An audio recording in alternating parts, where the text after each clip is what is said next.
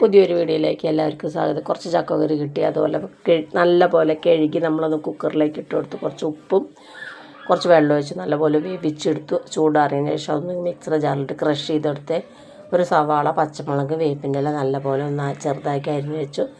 Crush ചെയ്തെടുത്ത ചക്കക്കുരുവിൻ്റെ നമ്മളൊരു പാത്രത്തിലിട്ട് കൊടുത്തു.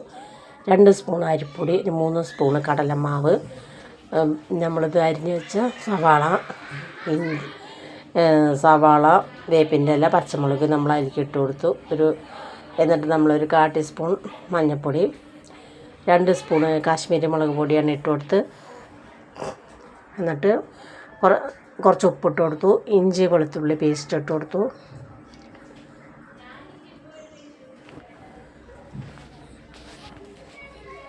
എന്നിട്ട് കുറേശ്ശെ വെള്ളം ഒഴിച്ച് നമ്മളൊന്ന് മിക്സ് ചെയ്തെടുത്ത് അതൊന്ന് കുറേശ്ശെ വെള്ളം ഒഴിച്ച് നമ്മളൊന്ന് ചെറിയ ഉരുളകളാക്കി എണ്ണയിലേക്ക് ഇടാൻ പാകത്തിന് അങ്ങനെ മിക്സ് ചെയ്തെടുത്തു.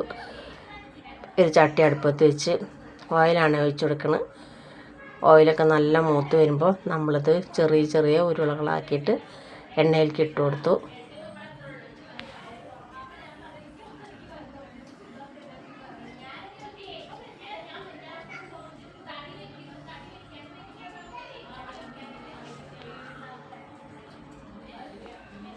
അങ്ങനെ ഒരു ഭാഗം മൂത്ത് വന്നപ്പോൾ നമ്മൾ മറിച്ചിട്ട് കൊടുത്തു. അങ്ങനെ നമ്മുടെ പലഹാരം ഇവിടെ റെഡിയായി. അങ്ങനെ 2 ഭാഗം റെഡി വന്നപ്പോൾ നമ്മളത് കോരിയെടുത്തു.